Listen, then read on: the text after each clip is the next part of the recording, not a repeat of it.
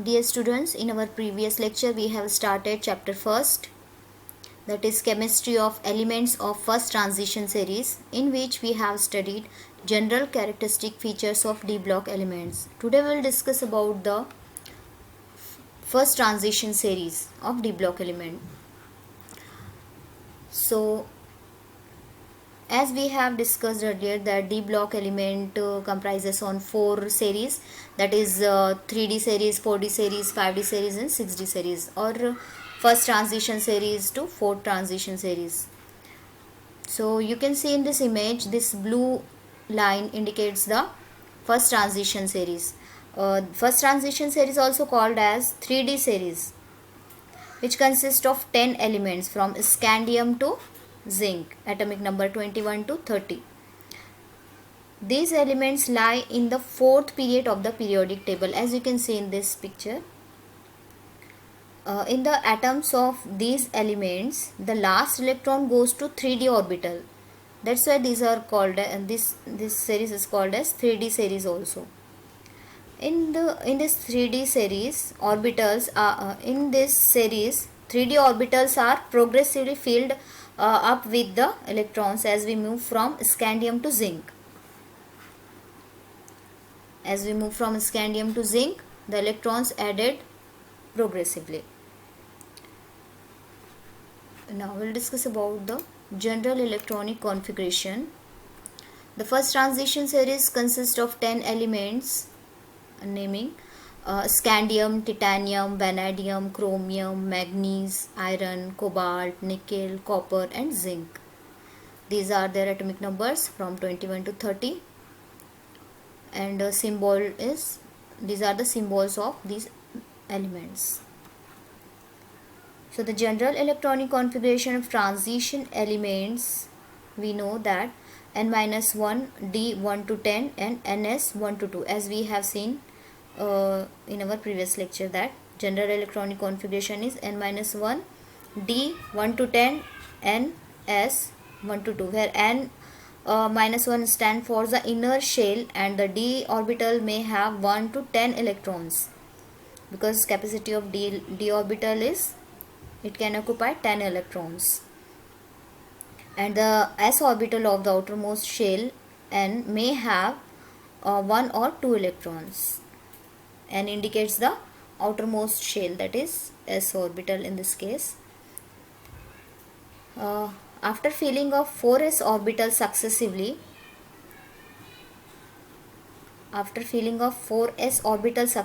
with 2 electrons at atomic number 19 and 20, as you can see over here, after filling of 4s orbital,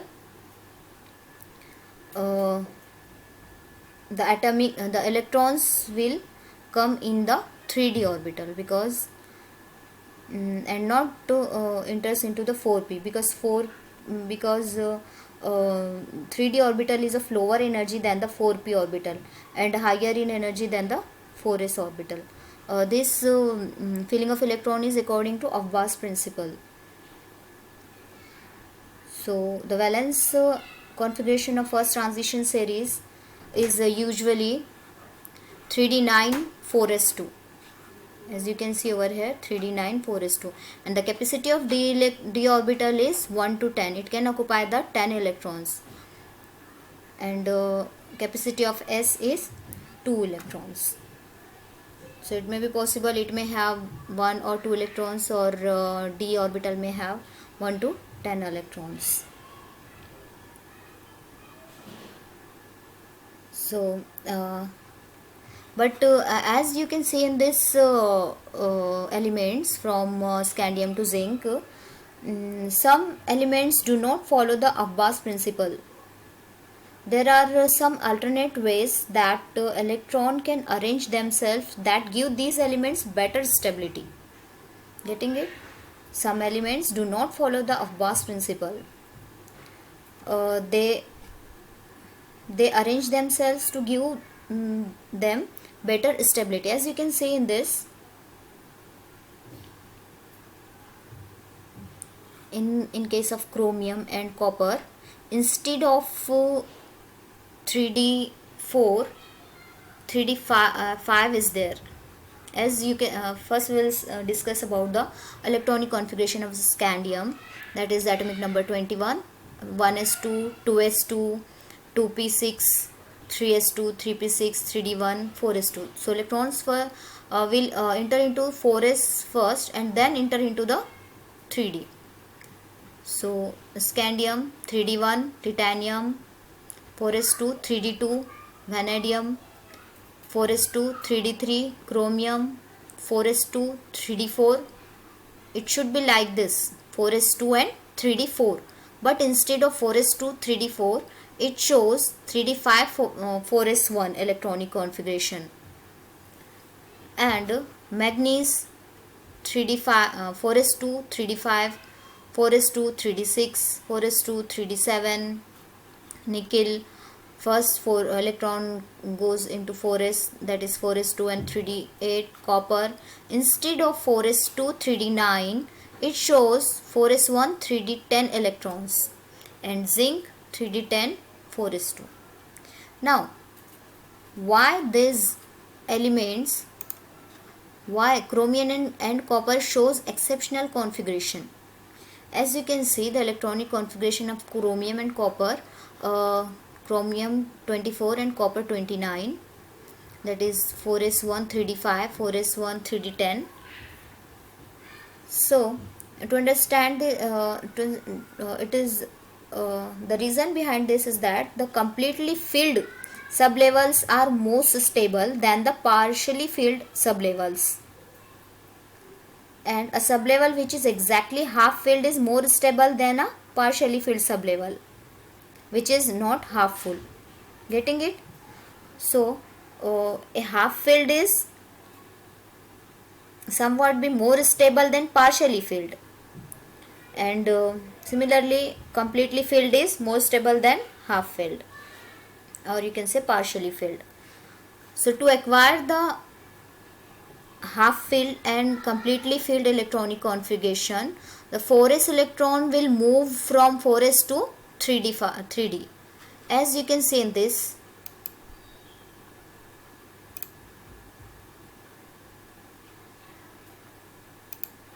see here in this picture, chromium atomic number 24, 1s2, 2s2, 2p6, 3s2, 3p6, 4s2 and 3d4. This should be the electronic configuration as per the 3d9, 4s2 rule. But the right electronic configuration is this. Getting it? This 4s electron will move towards the 3d5 orbital. Here, you can see here in this 4s2, 3d4. This is partially filled and this is exactly half filled, 4s1 and 3d5. So this 3d5 is exactly half filled, one electron in each,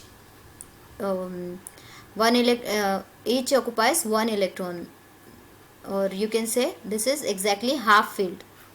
Now in case of copper, same situation is there, 1s2, 2s2, 2p6, 3s2, 3p6, 4s2, 3d9. The electronic configuration should be like this, but one electron from 4s move towards the 3d orbital, and it acquires the stability to, or you can say to acquire the stability, or to get more stable, this electron from 4s get move from 4s to 3d, and this will become completely filled stable orbital.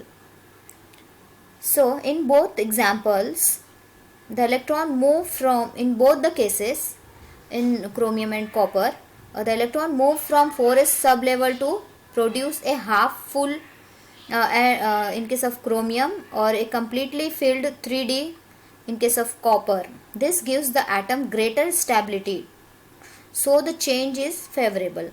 When we write the electronic configuration of chromium as per the Watt's principle, 3d orbital contains 4 electrons and 4s orbital contains 2 electrons.